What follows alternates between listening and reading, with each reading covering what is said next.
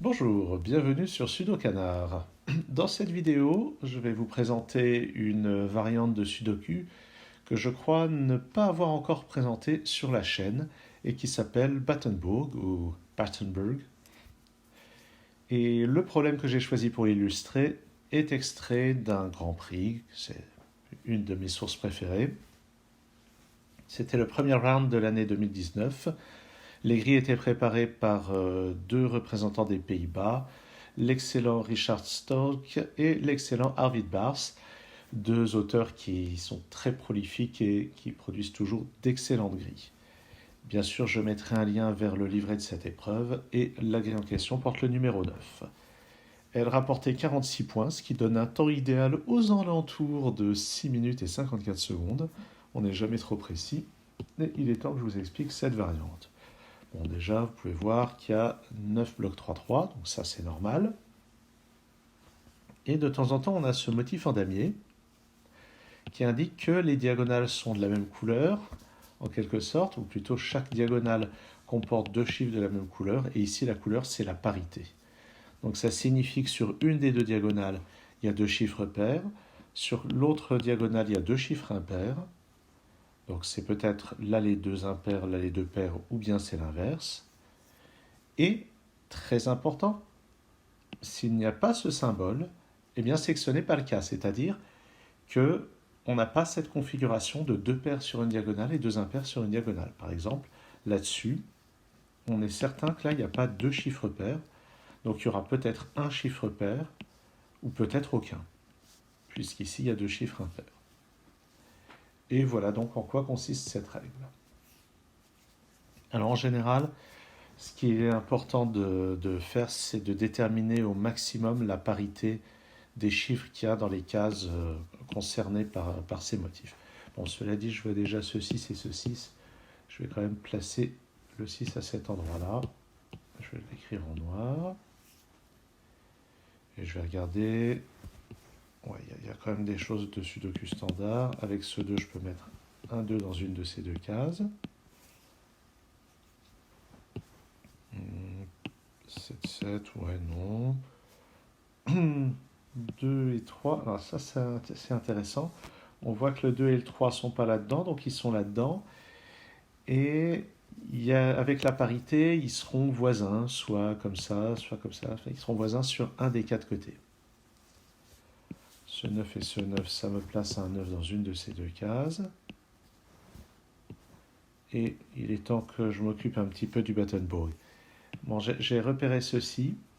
On voit qu'ici, il y a un 6 et un 9. Et on sait que ces deux chiffres sont de parité opposée. Et je vais mettre un I pour impair et un P pour pair. Imaginez que je mette un impair ici et un pair là. Vous voyez que là, on aurait en diagonale deux impairs et deux pairs. Donc, il faudrait un symbole de Battenburg. Et comme il n'y en a pas, c'est qu'on n'est pas dans ce cas-là.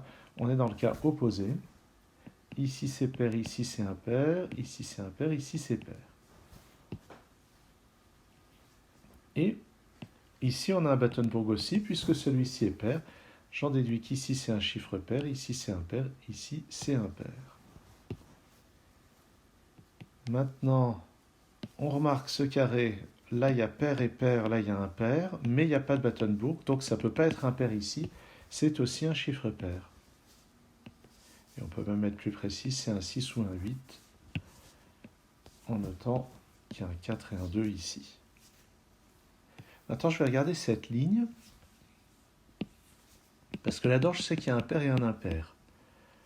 Donc là, il y a un chiffre pair, là, il y a le 4, là, il y a un chiffre pair. Donc ici, c'est un chiffre pair. Et ça ne peut être que le 8. Donc là-dedans, il y a un pair et un impair. Pour le moment, on ne sait pas dans quel sens. Mais on peut remarquer que ici, c'est le 2, puisqu'il y a déjà 6, 4 et 8. Et puis, donc là-dedans ou là-dedans, il y aura un 6. Je vais le noter à cheval. Par ailleurs, le dernier chiffre pair qui nous manque dans cette colonne, c'est le 4. Il ne peut pas être là. Donc ici, c'est un impair. Et c'est intéressant, puisque là, j'ai deux impairs sur la diagonale. J'ai pas de symbole Battenburg, donc lui, ça ne peut pas être un chiffre pair. Bon, vous me direz, On a déjà les 4 chiffres pairs ici. Donc ici, c'est impair. Voilà. Ah, mais ce chiffre impair est dans un Battenbourg. Donc ici, c'est I, là c'est pair et là c'est pair. Donc ici, c'est 4 ou 8. Là-haut, c'est 2 ou 8. Celui-ci, c'est forcément 1 ou 3, d'après les impairs qui sont autour.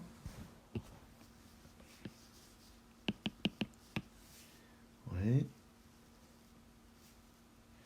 Ah, là j'ai 2 impairs en diagonale, et j'ai pas de Battenbourg, donc il y a au moins un impair ici.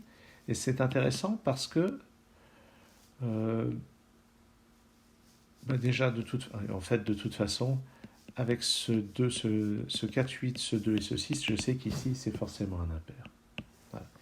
Mais là où ça devient intéressant, c'est que là, donc j'ai 4 impairs à coup sûr, et j'ai le 9 dans une de ces deux-là. Donc déjà, lui, c'est 1 ou 3. Et ça signifie que lui, c'est forcément un chiffre pair, donc c'est le 6. Puisque j'ai déjà mes 5 chiffres impairs dans ces deux lignes. Donc c'est un 6, et puis ça me donne la parité du reste du Battenbourg. Un pair ici, un pair là et pair ici. D'accord. Ensuite, sur cette ligne, j'ai déjà 4 impairs. Et là, il y a les parités qui alternent. Donc l'impair est au milieu. Là, j'ai pair, pair, pair, impair. Et la dernière case de ce bloc, c'est forcément un chiffre pair, puisqu'il y a déjà les 5 chiffres impairs ici. Alors ces 5 chiffres impairs, c'est 3, 5 et 7. D'après les 7 ici, le 7 est là. Là, c'est un 5 et là, c'est un 3, en exploitant le 3 qui est ici. Donc à l'autre bout de la ligne, il me manque le 3 et le 7. D'après le 3 ici, ça fait 7 et 3. Ici, c'est 1 ou 5.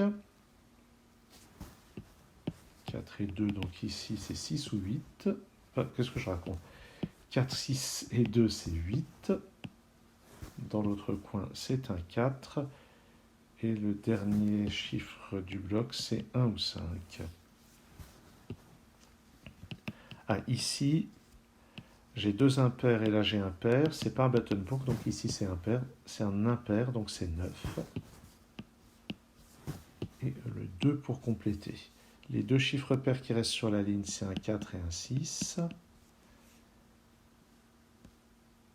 Et là-dedans, il manque un 2 et un 8. Et d'après ce 8, ça va faire 2 et 8. Ce 2 m'élimine celui que j'avais noté là. Donc j'ai bien fait de le noter dès le début. Là, j'ai un 2. 2 chiffres pairs en diagonale, c'est pas un Battenbourg. Donc ces deux-là ne sont pas 2 impairs. Ici, c'est un 4 ou un 6.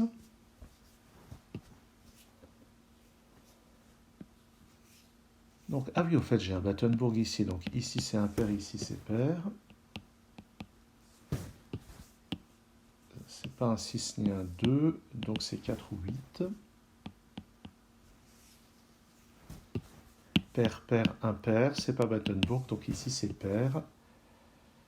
C'est, d'après ce 6, ce 2 et ce 8, c'est un 4, et ça va résoudre pas mal de situations. Ici c'est un 8, en bas c'est un 6. Dans la colonne, il me manque le 1 et le 5, je vais les noter.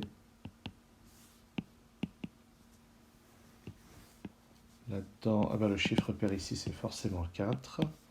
Et à côté, donc ça va être 5. Et ici un 1. Là-haut un 5. 6 et 4. Il faut réussir à ne pas se laisser perturber par les lettres que je mets dans le coin. Ici c'est un 4, j'avais dit. Tout en haut, il me manque un 6 et un 3. Ben voilà, c'est résolu. 3 et 6. Là-dedans, 1, 2 et 9. Sachant que le 2 est forcément parmi ces deux-là, puisque là, il y a un pair et un impair, et d'après ce 2, c'est 2 ici, et 1 et 9 pour les deux autres. Ici, c'est un chiffre pair, c'est un 4 ou un 8. Ah, mais en fait, ce 8 me donne un 2 là. Ouais. Donc, je disais, ici, c'est un 4 ou un 8. Et en dessous, le chiffre impair, un 7 ou 9. Ouais. En fait, j'ai un 7 et 9 là-dedans. Donc ici, un 7, ici, un 9. Ici, un 7, 9. Là, c'est pas un 5, donc j'ai un 5 parmi ces deux-là. Je vais juste le noter.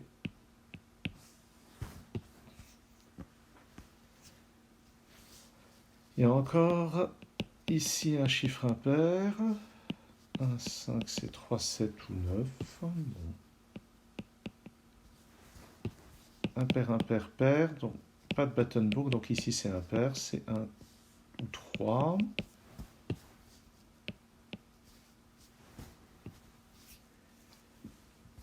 Dans cette colonne, 2, 4. Ici, c'est 6 ou 8. Et là-dedans, il y aura aussi un 6 ou un 8.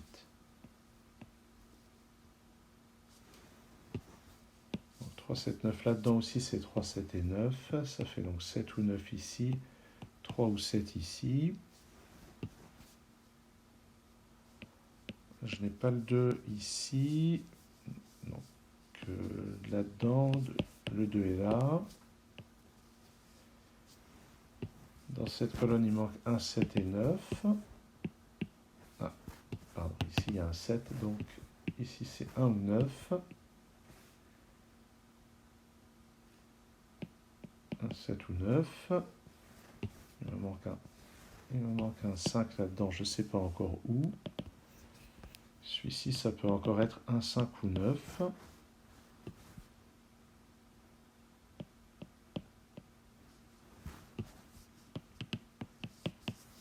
Ouais. 5 et 5, donc je vais avoir un 5 là-dedans. Au fait, j'ai tous les chiffres pairs. Donc ça, c'est un chiffre impair. C'est pas un 7, 9 ni 5, c'est un 3. Qui me donne un 1 tout en bas. Ici, c'est 7 ou 9. Ici, c'est pas un 3.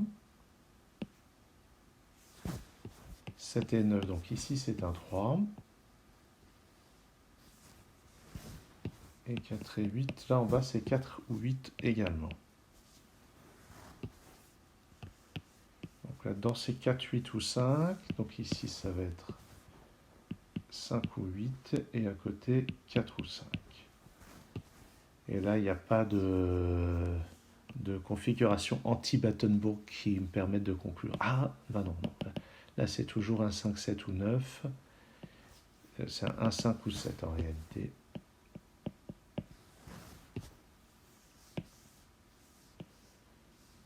Il me faut encore un 4 là-dedans. Ouais. Ah, là-dedans, il me faut encore un 4 et un impair.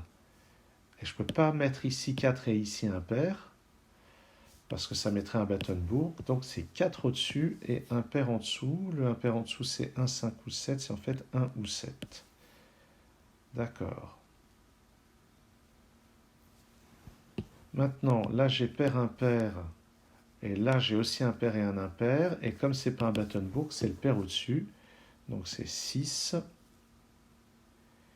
Au-dessus, donc c'est un 8. Là, un 6. Là-dedans, c'est 2 impairs. Il me manque 3 et 5. Je n'ai pas encore la réponse. Ici, 1 ou 9. Ici, 4 ou... ici, 4, ni 4, ni 2, ni 6. Donc c'est un 8. Et ça va terminer de résoudre les chiffres pairs, je pense. Le 4 ici. Le 8 là-haut. Ici, c'est un 5. Ici, un 4. Ici, un 3. Ici, un 5. Là-haut, un 1 et un 3. Là-haut, un 7, un 9 et un 1. Et ici, un 7. Ici, un 9. Ici, un 1. Ici, un 7. Et pardon, ici, c'est un 5. Ici, un 1. Là-haut, un 9. Ici, un 1. Ici, un 9. Ici un 1. Donc là c'est 7. Et ça c'est 5. Voilà. Ah oui, ça a vraiment tout résolu. Et en bas, il me manque juste un 9 et c'est terminé. Voilà, donc ça c'est un Battenbourg qui vraiment s'articulait très bien. C'est vraiment une construction qui est faite pour qu'on se débloque toujours assez rapidement en utilisant tantôt véritablement l'indication de type Battenbourg et tantôt véritablement l'indication anti-Battenbourg. Donc il faut penser à des arguments comme j'ai eu ici. Là, je savais à ce moment-là qu'il me restait le 4 et un impair. Il n'y a pas de symbole Battenbourg, donc ça lève l'ambiguïté. Même chose ici. Donc il y a vraiment une bonne conjonction entre tout, et puis de temps en temps des raisonnements de Sudoku standard. Et puis voilà. J'espère que cette formule vous a intéressé. Je vous remercie d'avoir suivi cette vidéo, et à très bientôt sur Sudoku.